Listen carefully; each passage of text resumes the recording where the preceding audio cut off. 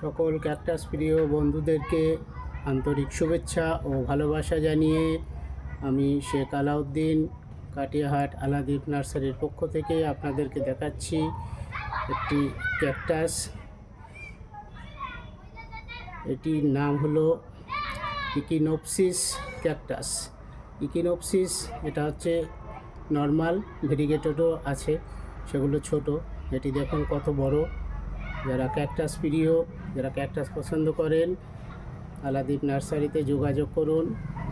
বড় থেকে ছোট সব ধরনের ক্যাকটাস এখানে পাওয়া যায়।